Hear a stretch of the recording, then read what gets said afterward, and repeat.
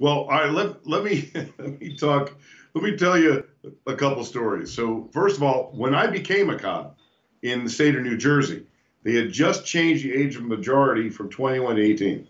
So for a very brief window of time, you could actually become a cop at 18 years of age.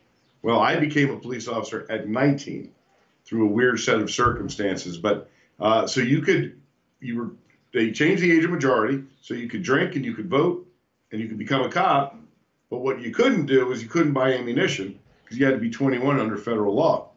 So I'm getting ready to go into the New Jersey State Police Academy for my training. And I had to have my mom go buy my bullets, which is something that she never let me forget my entire law enforcement career.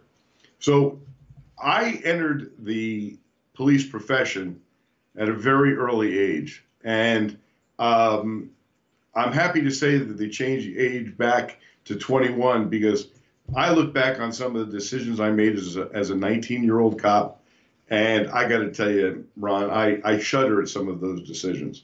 Because, you know, at 19, well, at least I saw the world very, very black and white. There was very little gray area in my frame of reference.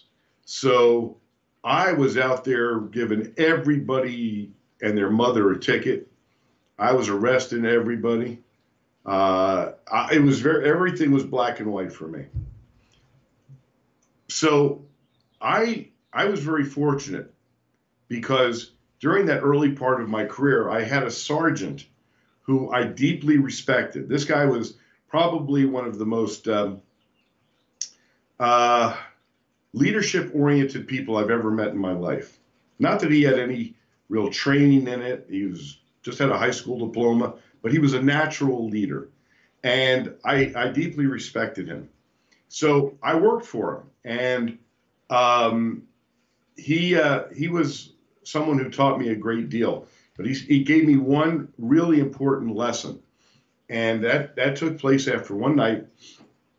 We had a busy night, and we got off. We were working a graveyard shift.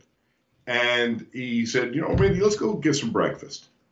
And so we went to an old diner in New Jersey, and we're talking, and I'm recounting all of my adventures of the night before. Yeah, I arrested this guy, this and that. And he's listening, he's nodding. And then when I was done, he said to me, Randy, you know what? I want to tell you something. You're really a good cop. And I got like, my chest all swelled up. And he said, no, you really are, Randy. You know the laws. You understand the Constitution. You know your cases. You're out there all the time working your butt off. He says, but do you know the difference between being a good cop and being a great cop? And he had me stumped on that one, Ron. And I said, no. And he said, he kind of got this smile on his face. And he said, it's one word, compassion. And that turned a light bulb on for me. It was literally a moment in my police career that completely changed the way I viewed the job. And he didn't beat me over the head with it. He didn't lecture me. That's the kind of leader he was. He let me come to this conclusion by simply being wise.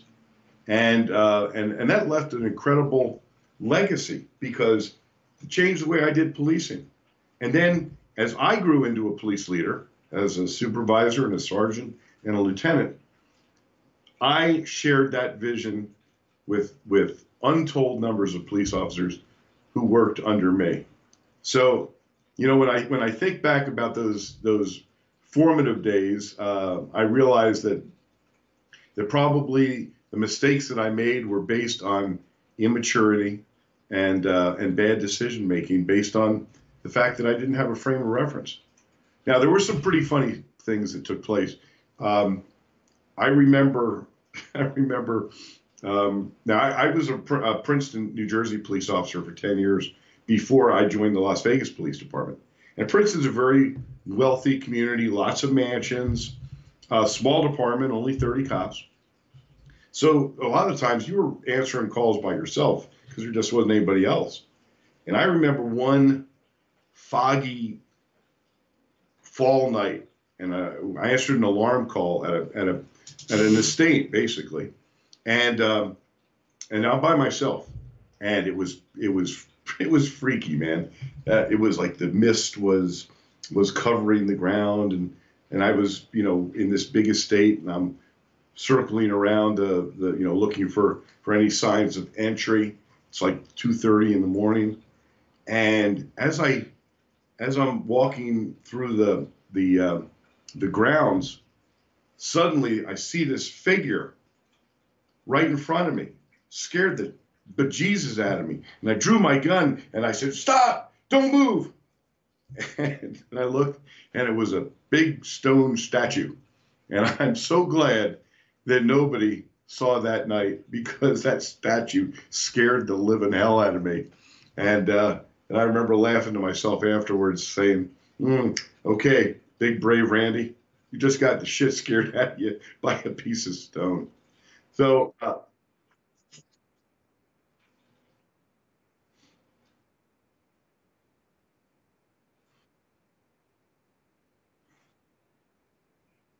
yeah,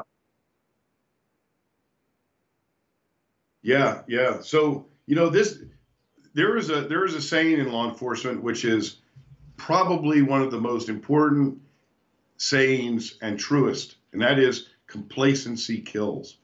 And I'm living proof that this almost happened to me. So I was walking the beat. We had an urban downtown area in Princeton, very, upscale shops and all. And there was a jewelry store holdup alarm. And it was half a block from where I was standing in my foot post. And I knew the owner. I dated her daughter at one time. And she was always setting off the alarm. And so I figured, okay, here we go again.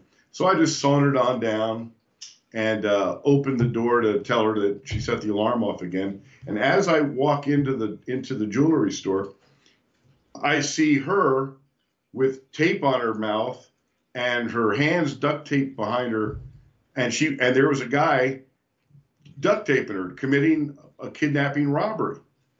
And as I drew my gun and pointed it at the guy, I felt the barrel of somebody else's gun at the base of my neck.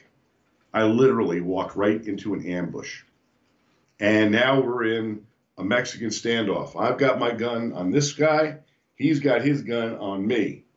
And he told me to drop my gun. I wasn't about to do that for anything. If this was the time that I was going to die, at least I was going to do was I was going to take that other son of a bitch with me. And that's what I told him. And I said, "You may get that shot off, but I'm killing him." And literally, there was just silence between us. And it turned out that the guy who was tying up the woman, he was the boss of the operation. And he knew that I was going to get him. And he was going to die either way. And he told his partner to put the gun down. And it's only because of that decision that that who knows what might have happened. But that was a perfect example of a mistake made by a complacent cop, and it's something that I learned. I'm happy I learned that lesson early on, because it pretty much kept me from being complacent ever since. I took them both into custody. Took them both into custody, and they served time for armed robbery. They were both career criminals.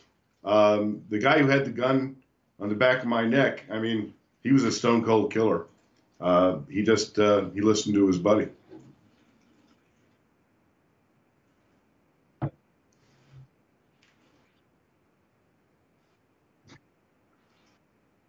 Right.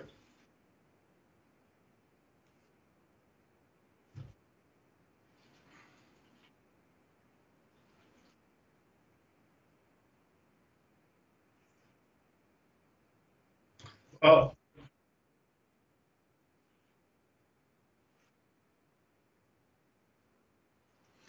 the biggest changes would be that as a small town police officer, um, I, you know, I wasn't used to a lot of action, which is why I left the department. I mean, I got bored. That's the reality. I left a small town department to join Las Vegas Metro, where I can assure you I was not bored. Now, I also had to go through, even though I'd been a cop for 10 years, when I went to Vegas, I had to go through the academy again. And at first I was thinking, well, why do I have to do this? But I'm really glad that I did, because I was trained in an entirely different kind of policing. Um, and it prepared me to hit the streets in Vegas, which is a completely different environment than what I had left. I left small town policing, which, by the way, has its own sets of dangers, including complacency. Because every police officer is in danger from the moment they put their badge on. But you don't come to realize it in, when you're not really facing the dragon a lot. So as a cop in Vegas, I was much more on my game as a police officer than I was in Princeton. And even though, I mean, I was a very active cop in Princeton, but I didn't really feel that sense of danger as much as I did here in Vegas. And so I became a much better cop being in Vegas.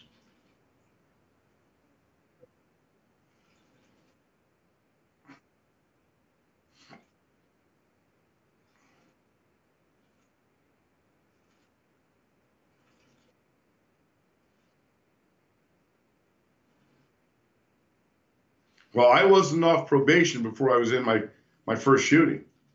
Um, I had gotten out of the academy. I was assigned to a graveyard squad in a rough area of town. I was only on the street a couple months, and my partner and I had gone through field training, and then I was out on my own. We rode two-man cars in this particular part of town, and got in pursuit with a stolen car about 3 o'clock in the morning. They crashed. Suspects ran. I went after one. My partner ran after the other guy, and I'm chasing this kid. Turned out to be a 15-year-old. I didn't know it at the time, but I come around the corner of a building, and he's standing there waiting for me to shoot me. He's got the gun, and he's ready to blow me away. And I had my weapon in my hand, and as soon as I came around the corner and assessed the threat, I fired a shot, and I missed his head by about half an inch, but the bullet hit the building right behind him. It was stucco, and a piece of the stucco hit him in the back of the head, and he thought he was shot. So he fell to the ground and dropped the gun and surrendered. Luckily for him, my shot was off by about a half an inch, and maybe luckily for me as well, because killing a 15-year-old is not something that not any of us would relish. But absolutely, absolutely, yeah. You see, this every every police career is is on a learning curve.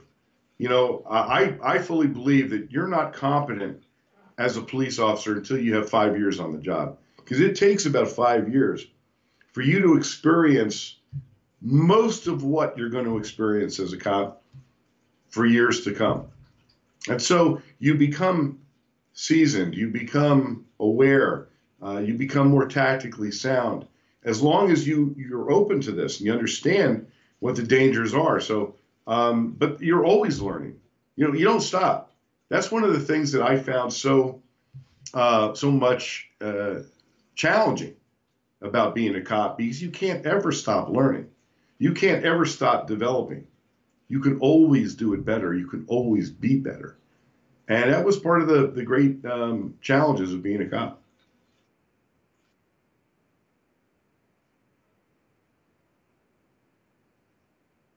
Oh, well, it taught me to be more tactically sound.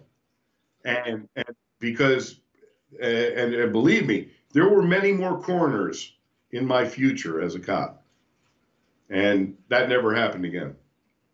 No,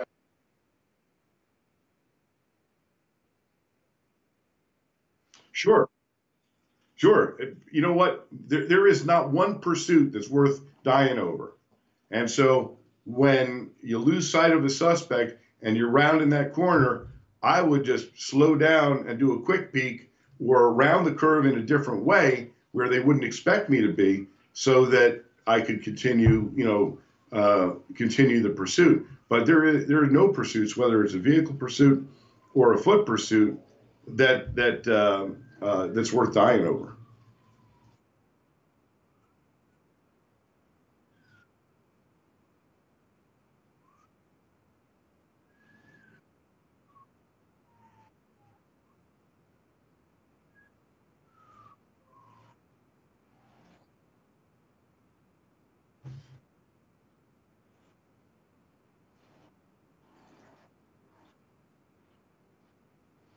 Well, I think that probably one of the biggest mistakes, or the mistakes made most often by younger cops, inexperienced police officers, is being driven by ego and taking things personally. Um, it's easy to get caught up in that. It's easy to get caught up in believing that this is a personal thing. Well, they're criminals, or they're bad guys, or they're citizens. They don't know who you are. All they see is what you are. You're a cop, and when they are breaking laws, or they're treating you with disrespect or whatever, if you take it personally, you get angry. And when you get angry, you make serious mistakes. I've seen people throw away their careers over something really simple and stupid, being insulted and then reacting as if it was a personal insult, and instead of acting professionally. I've seen people throw their careers away for the dumbest stuff ever.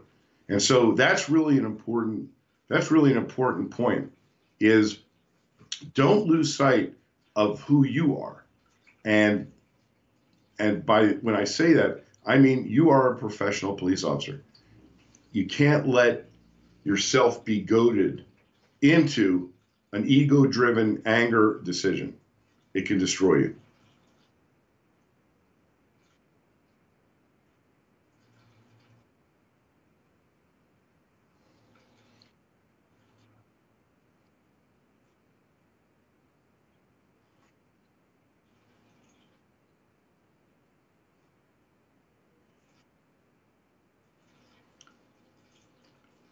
Lying, lying, lying is the dumbest thing you can possibly do when you're involved in an investigation. Um, I'll give you a perfect example of a guy who who got caught doing it was stupid stuff, and all he had to do was say, "Yeah, I did it." Instead of, he lied about it. Well, he got fired, not because of what he did, but because he lied about it. You see, if you, as a supervisor, I can accept the fact that we're all going to make mistakes. I made mistakes. I'll give you an example of a mistake I made that really had a profound effect on me. But the dumbest thing you could possibly do is lie about an action that you took, because if it's not the action that gets you fired, generally it's the cover up afterwards, and then you bring other cops down with you. And so, if either lying about stuff that you did or that somebody else did is the dumbest thing you can do. So I'm going to give you an example of a mistake that I made, and was humbled by. I was a field training sergeant, and I had a whole squad of rookie cops. I had their field training officers, and then their trainees. And I led by example. I like to work hard. I like to bring my folks into investigations, so they weren't just out there writing tickets and doing reports. I wanted them to actively investigate, and so I opened that environment up for them to do.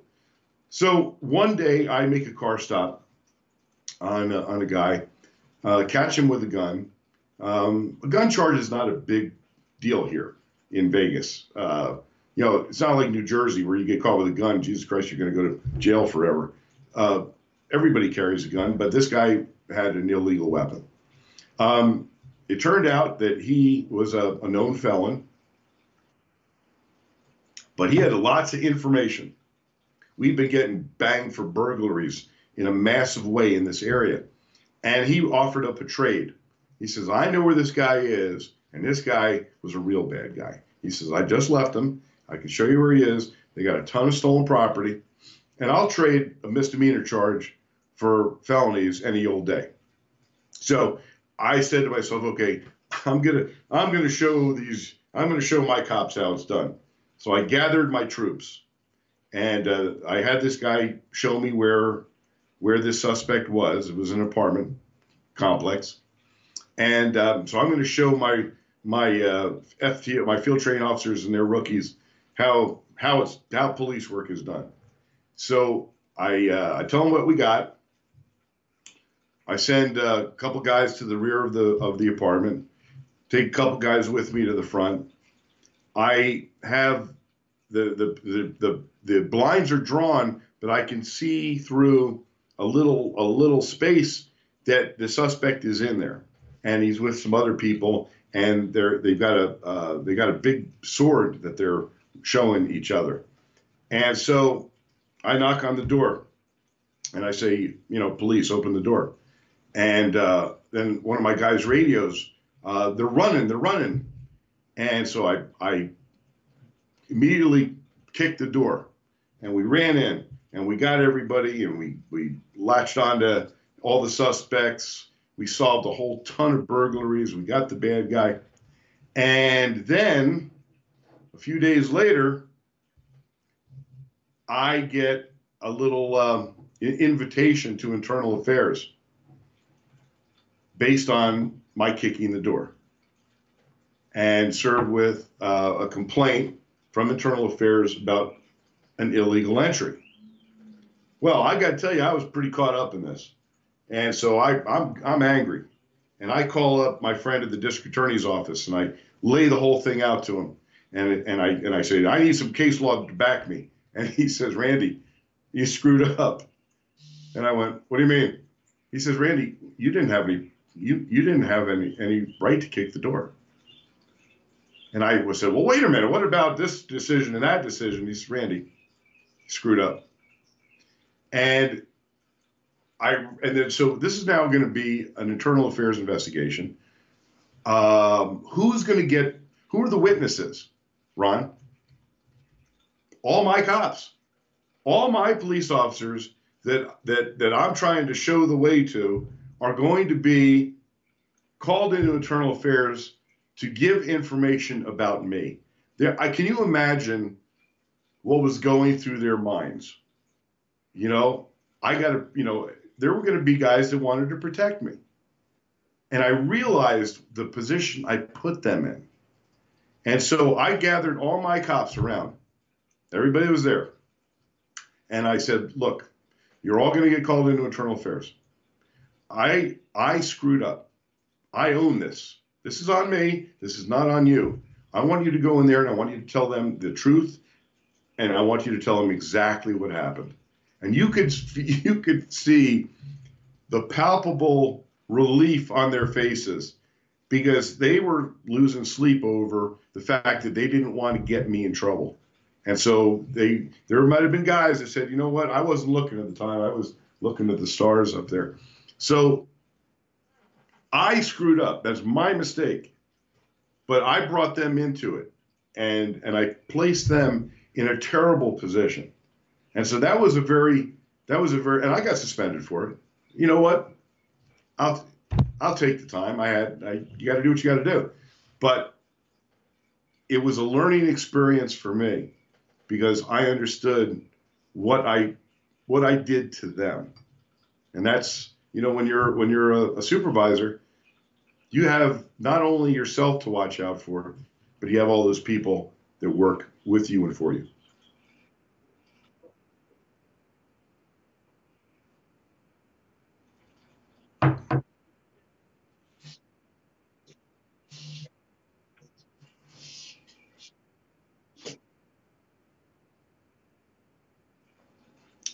There, if there had been a true exigency, a true exigent set of circumstances, I might have had the ability to do it if there was some life endangering um, circumstances. But otherwise, it's you better get a warrant. I could have just frozen the premises and gotten a search warrant, which is what I should have done.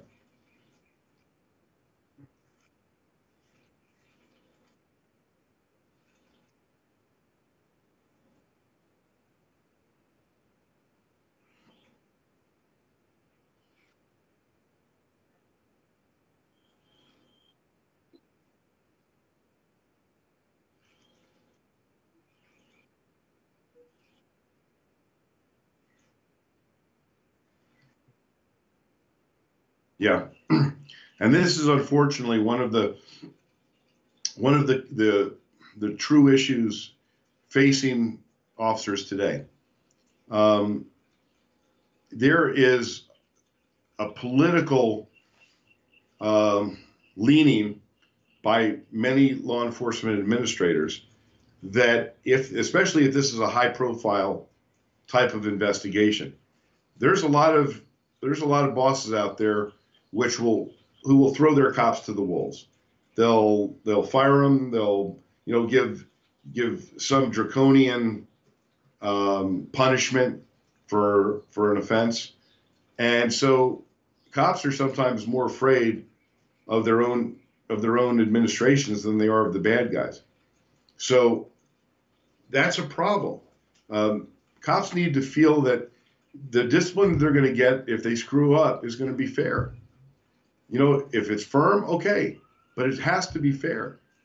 And that's where true leadership comes in. Sometimes you have to. I mean, I've had to discipline friends of mine. That is part of being, when you put those stripes on your arm, or those bars on your shoulders, or those stars on your shoulders. You have a great deal of responsibility, and part of that is to discipline. Discipline is meant to change behavior and create a behavior that's more positive. You don't have to cut somebody's head off. I mean, look at some of the stuff that's going on right now in this country. You see the police chief in Little Rock.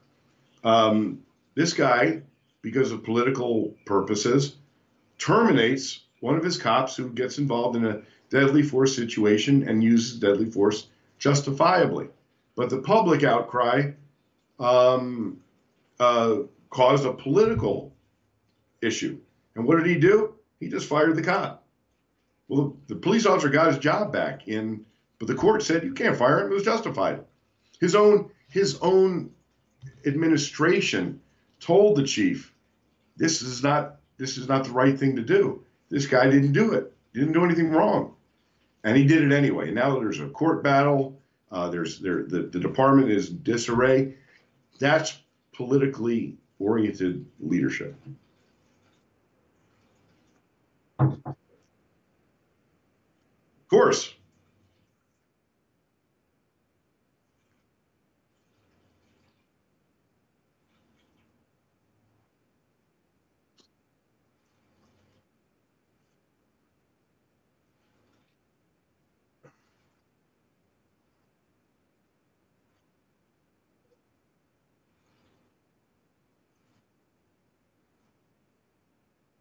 Yeah, yeah.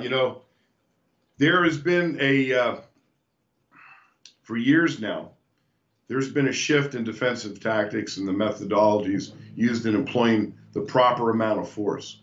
And this is another part of the politics. um, force, when needed, needs to be applied properly. And that's the right amount of force. To not use the right amount of force, to downplay it because you're afraid of getting in trouble, you're afraid of hurting the guy, that's getting cops killed. That's getting cops killed. And that's why you have to be so attuned to what your legal remedies are for use of force. You need to know your policy. You need to know your skill level. And you need to not be afraid to use the force necessary. Right now, I've seen the things that drive me insane are when a gun is deployed against an officer, and they try to use a taser or some other tool. When somebody's got a gun, you need to use your gun. And so I have seen time after time in some heartbreaking videos that cops are scared to use their weapons, whether to be deployed against a knife. I saw a cop get cut up because he decided to go hands-on with a guy with a knife. Why would you do that? The department isn't going to back you. You need to save your own life and the life of those around you. So using the right amount of force is the key to officer safety, and to make a decision based on, oh, I'm afraid I'm going to get in trouble, is what's killing cops.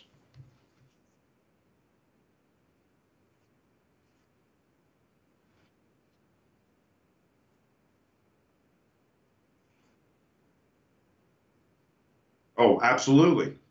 Absolutely. You know, I've never, I'm not Bruce Lee, but I pretended I was once, and it was not the right decision to make. My attempt to use physical force when it was an underuse of force almost got me killed. It was an active shooter, and the guy, when he was shooting at kids at a high school dance, and when other units got there, I was pulling onto the street, and the guy was walking towards the police car with the gun in his hand. We didn't even know if he shot anybody because we didn't have anybody at where the scene was. But as I'm pulling onto the street, I expect that they're going to shoot him, or he's going to surrender, or he's going to run. But he does something nobody expected. He took the gun and he put it back in his shoulder holster, and he walked past him. Well, we already know this guy is a danger. We already know he's shot at people. But I didn't want to, when I got there, I didn't want to shoot him in the back. And so I made a decision to try and take him physically. And that decision almost cost me my life, because he got the gun out and shot. He and I got in a toe-to-toe gun battle, and only fate intervened and kept me alive.